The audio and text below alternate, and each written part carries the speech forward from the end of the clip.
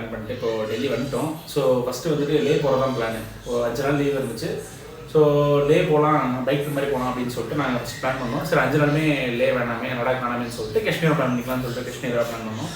So first வந்து நாங்கள் எப்படி பிளான் பண்ணியிருந்தோம்னா, ஃபஸ்ட் டே வந்துட்டு தூத்பத்ரி போகலான்னு சொல்லிட்டு பிளான். செகண்ட் டே வந்துட்டு எய்தர் பகல்கம் இல்லைன்னா குல்மார்க், இந்த 2 ஏதாவது ஒன்று போகலாம். 3வது நாள் சோன்மார்க்கு, அதுக்கப்புறம் கார்கில் வழியாக அப்படியே லே போயிடலாம். பட் லே போயிட்டு அங்கே பைக் எடுக்கலாம் அப்படின்னு சொல்லிட்டு தான் பிளான். ஸோ நான் முன்னாடியே சொன்ன மாதிரி வந்துட்டு எல்லோரும் ஒவ்வொரு ஊர்லேருந்து வந்தோம். ஃபஸ்ட் டெல்லியில் வந்து மீட் பண்ணோம். டெல்லியிலேருந்து எங்கள் 5 பேரில் என் ஒருத்தர் மட்டும் தனி ஃப்ளைட்டு. ஏன்னா லீவ் எனக்கு கன்ஃபார்ம் ஆகாதனால நான் டிக்கெட் போடல. ஃபஸ்ட்டு அவங்க 4 பேர் ஒரு ஃப்ளைட்டில் போட்டிருந்தாங்க, நான் ஒரு ஃப்ளைட்டில் போட்டிருந்தேன். அவங்க 4 பேர் ஃபஸ்ட்டு வந்து அந்த ஃப்ளைட்டில் ஏறிட்டாங்க. ஏற போகிறப்போ ஒரு சம்பவம் ஆச்சு. ஸோ எங்கள் கூட பாகுன்னு எடுத்துருக்கேன். அது வந்தான் ஆக்சுவலி பிரபுன்னு கூப்பிட சொல்லுவான். ஸோ இவனுக்கு ஒரு சரியான டேலண்ட் இருக்குது. என்னென்னா இப்போ எங்கேயாவது ஒரு ட்ரிப்பு போகிறோம்னா கண்டிப்பாக அங்கே போய் எதாவது ஒன்று தொலைக்காம வரவே மாட்டான். ஒன்று யாரும் தொலைச்சிருவான், இல்லை ஏதாவது ஒன்று விட்டு வந்துடுவான் எங்கேயாவது. ஸோ அது அங்கே உடனே பழக்கமாக இருக்கும். எப்பவுமே ட்ரிப்பு போனதுக்கப்புறம் தான் ஸ்டார்ட் ஆகும். ஸோ இவங்க 4 பேர் வந்துட்டு ஃப்ளைட் ஏறுறதுக்கு ஃப்ளைட் ஏற இடத்து வரைக்கும் போயிட்டாங்க. ஸோ இப்போ ஸ்டெப்ஸ் ஏறி மேலே போனால் ஃப்ளைட் அந்த மாதிரி இருக்குது. இவனோட ஒரே ஒரு சூட் கேஸ் மட்டும் என்ன இருக்குது, தனியாக ஏர்கிராஃப்ட் கீழே இருந்திருக்கு. இவன் பார்த்துட்டு போய் என்ன அது ஏன் சூட் கேஸ் இங்கே இருக்குன்னு போய் கேட்டிருக்கான். அவங்க எந்த உங்களோடதா, இதை மார்க் ஆகாமல் வந்துருந்துச்சு, ஸோ அதெல்லாம் கன்ஃபார்ம் பண்ணிக்கவே வச்சுருந்தோம், உங்களோட தானே, சரி ஓகேங்க அப்படின்னு சொல்லிட்டு இவங்களும் நான் உள்ள வச்சிடறேன் அப்படின்னு சொல்லிட்டாங்க. இவங்களும் தான் நிறைய ஏறி வந்துட்டாங்க. நான் வந்து இவங்க இறங்கி அடுத்த ஒரு 1/2 hour கழிச்சு தான் நான் இறங்குற மாதிரி இருந்துச்சு அந்த ஃப்ளைட்டு. நான் போய் இறங்கிட்டேன். இறங்கினதுக்கப்புறம் அங்கே மேலே எலவேட்டர் வந்து கீழே இறங்கி வர முடியே அவனுங்கெல்லாம் உட்காந்துருக்காங்க. வழக்கமாக சரி எங்கே மீட் பண்ணுறப்போ பார்த்துட்டு சிரிப்பானுங்கள, நாங்கள் மீட் பண்ணவே இல்லை. ஆக்சுவலி அங்கே ஐடியாவில் வந்து இப்போ தான் வந்து பார்க்குறோம். ஸோ இறங்கி நான் வரும்போதே பார்த்தோம். அவனை சிரிக்கிறேன். 3 பேர் ஒன்று சிரிச்சுட்டு இருந்தானுங்க. மகாபிரபு மட்டும் அங்கே ஓரமாக அங்கேயும் நடந்துகிட்டே இருந்தான். என்னடா சொல்கிறானுன்னு சொல்லி அவனை கையாடு கேட்டே பேசிட்டு இருந்தாங்க. கீழே வந்ததுக்கப்புறம் தான் தெரியுது அவனுக்கு அந்த ஏர்கிராஃப்ட்டுக்கு கீழே இருந்த லக்கேஜை போட்டு விட்றேன்னு சொல்லிட்டு போடவே இல்லை. ஸோ அவன் லக்கேஜ் டெல்லியிலே தான் இருந்துச்சு. அவன் அதில் தான் அவனோட சார்ஜரு, பவர் பேங்க்கு, ஹெட்ஃபோன் எல்லாமே வச்சுருந்தான். எதுவுமே இல்லை அவங்க இப்போ ஃபோனுமே இல்லை. ஃபோனுமே வந்துட்டு அவன் அந்த இதில் வச்சுட்டான் போல. வச்சுட்டு அவன் வந்துட்டு புலம்பிட்டு இருந்தான். இந்த கலைவரப்பு படத்தில் ஒரு சீன் வரும். ஃபஸ்ட்டு சீனில் சிவா மணியுமே வந்துட்டு பொட்டி மாதிரி போச்சுன்னு சொல்லிட்டு ஃபோன் பண்ண சொல்லுவான். பொட்டி இருக்கிறாசா அப்படின்னு சொல்லிட்டு. அண்ணே பொட்டி எடுக்கவில்லைன்னு சாதிக்கிறானே, நியாயத்தை கேளுங்க. கொண்டா ஏபா யம தர்மராசா, பொட்டியை கொண்டாந்து கொடுத்துறப்பா. பொட்டியா? என்ன பொட்டி? தீ பொட்டி. எலே தீவெட்டி தலையா, நீ எங்க இருக்கன்னு சொல்றா, நானே வந்து வாங்கிக்கிறேன்.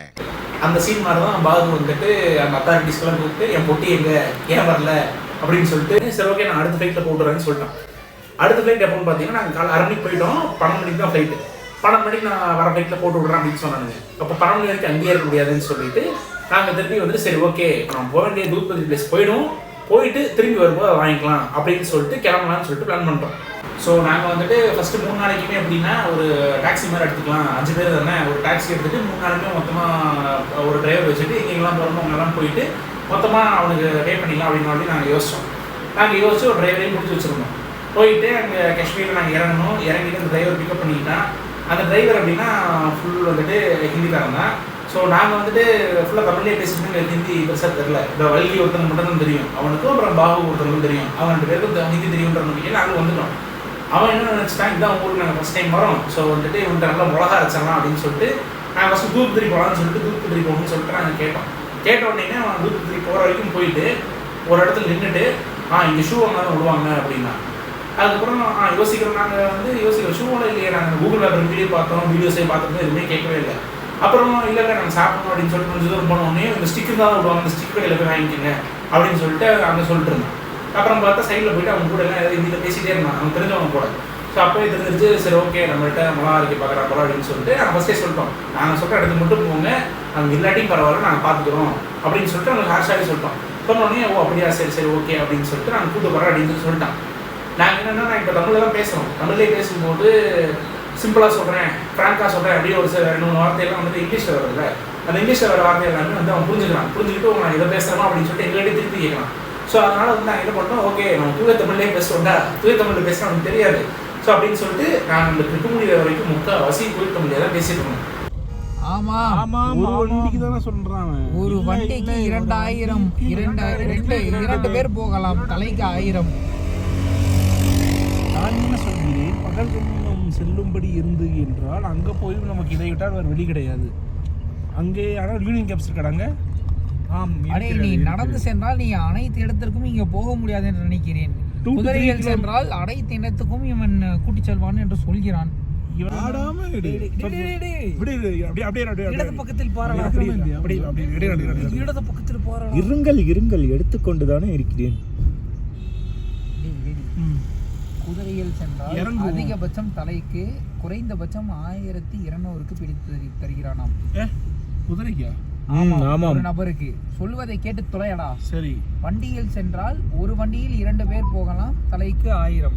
அருமையாக ஒரு 200 விட்டு குதிரை எடுத்து தொலையலாம் அல்லவா? 1200 எச்சா போனா அந்த மெடோஸை சேர்த்துறா.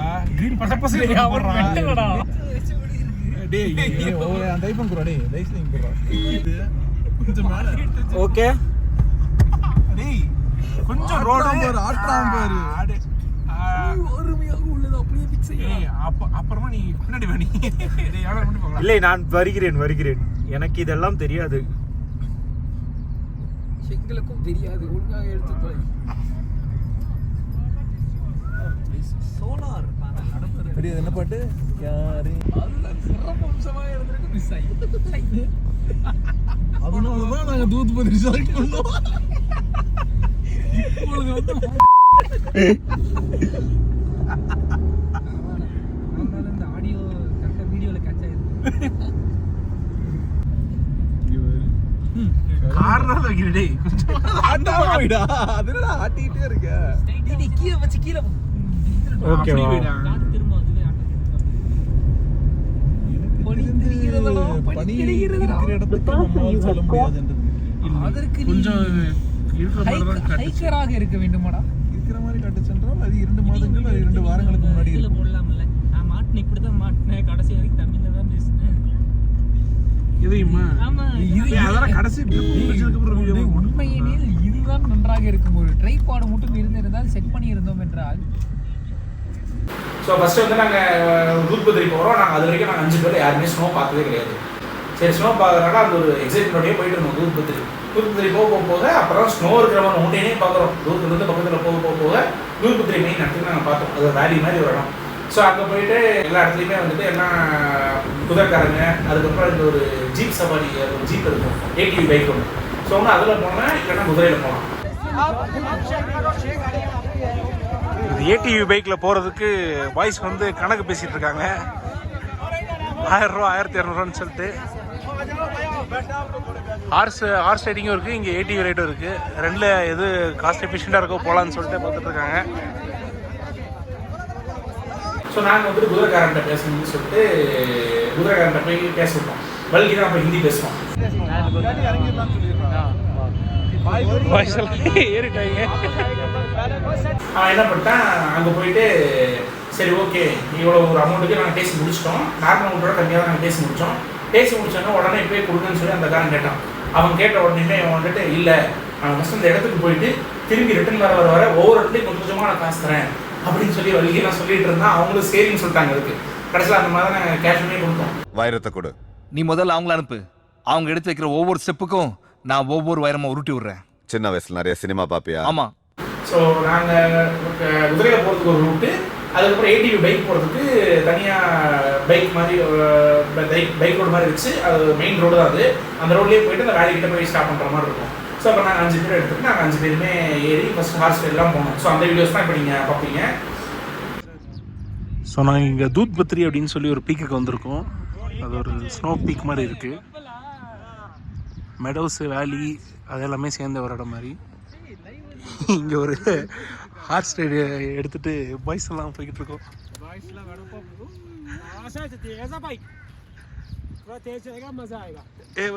யாரா வரம்பாரு வெட்டுக்காரன்?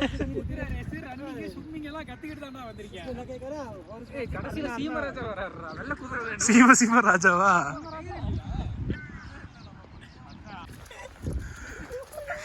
நீ மட்டும் தனியா வந்துகிட்டு இருக்க. வருது.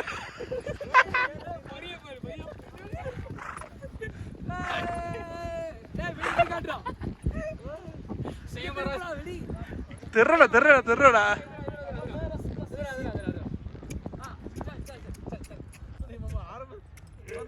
ஆசைப்பட்டு ஏறினேன். கேட்டு வாங்கல. நீ கேட்டு வாங்கல. என்ஜாய் கரோ. ரம்ஜானா போயிடுச்சா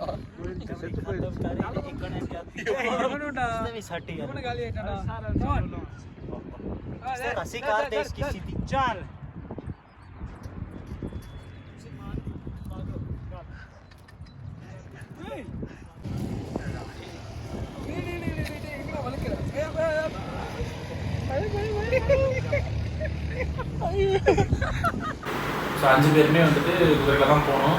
குதிரையில் போயிட்டு குதிரையில் அங்கே இன்னும் மலை மேலே ஏறிட்டு கடைசியாக அந்த வேலையை கொண்டு வந்து ஏறுற மாதிரி இருக்கும். நானும் போயிட்டோம். நான் அந்த வீடியோவில் வந்துட்டு அப்படி என்ன பண்ணிருப்பேன்னா, நான் தாண்டா லீவ் அப்படின்னு சொல்லி எனக்கு பேசிட்டு போயிட்டு இருந்திருப்பேன். கடைசியாக போயிட்டு அந்த வேலி வரைக்கும் வந்துட்டோம். வேலி வந்தோன்னே என்னாச்சு, வேலியில் குதிரை வந்து இது பண்ண உடனே குதிரை வந்து கரெக்டாக அந்த வேலிக்கிட்டே நிற்கிது. ஏடிவிக்காரன் ஒருத்தர் வந்து கரெக்டாக குதிரையிலே அடித்தான். குதிரையில் அடித்தோடனே எனக்கு காலில் அடிபட்டுருச்சு. எனக்கு காலில் அடிபட்டோடனே அது வரைக்கும் எல்லாருமே குதிரையை கூட்டு வரவங்க எல்லாருமே கூட தான் வந்தாங்க.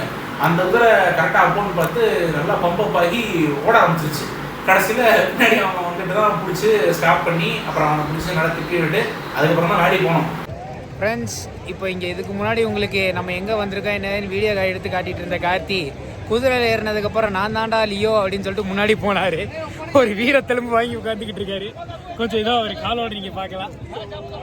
லியோ ஏன்டா இதெல்லாம் க்ளோஸ் அப்லாம் வச்ச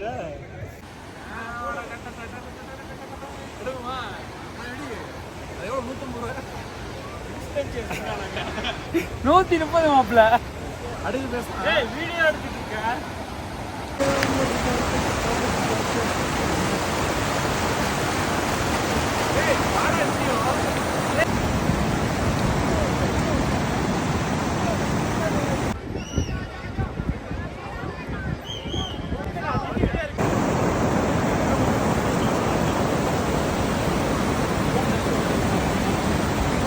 அதுக்கப்புறம் அந்த தூத்துக்குடி முடிச்சுட்டு திருப்பி ரூம் போகிறதுக்கு முன்னாடி நாங்கள் வந்துட்டு ஏர்போர்ட் போயிட்டு அத்தாரிட்டி யாருமே விடலை. அப்போ அமித்ஷா வந்தாருன்னு நினைக்கிறேன். அமித்ஷா அங்கே வந்ததுனால ஃபுல் செக்யூரிட்டிஸ், ஒவ்வொரு ரோடுக்குமே நான் அவ்வளோ காப்ஸ் இருந்தாங்க. காப்ஸில் ஆக்சுவலி மிலிட்ரி அவங்க எல்லாமே மிலிட்ரி இருந்தாங்க. உள்ள ஏர்போர்ட்டுக்குள்ள கேட்டுக்குள்ளே விடலை. இல்லை ஏர்போர்ட் உள்ளே போகிறது வேற, ஏர்போர்ட் வெளிகேட்டுக்குள்ளே எங்களை விடலை. யாருக்கு பிரச்சனையோ அவங்க மட்டும் போன்னு சொல்லி அனுப்பிச்சு விட்டாங்க.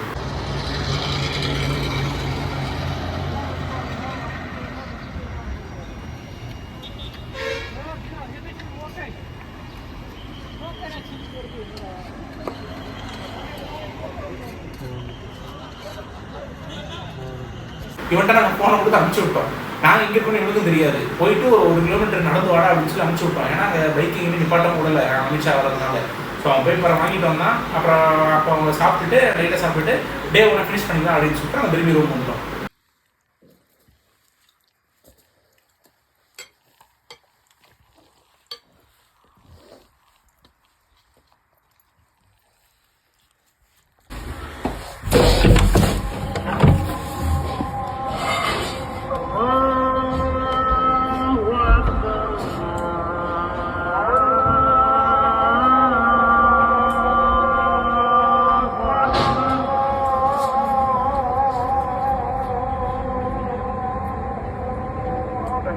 ஸோ இதுதான் என்னோட டே 1 இன் தூத்துக்குடி.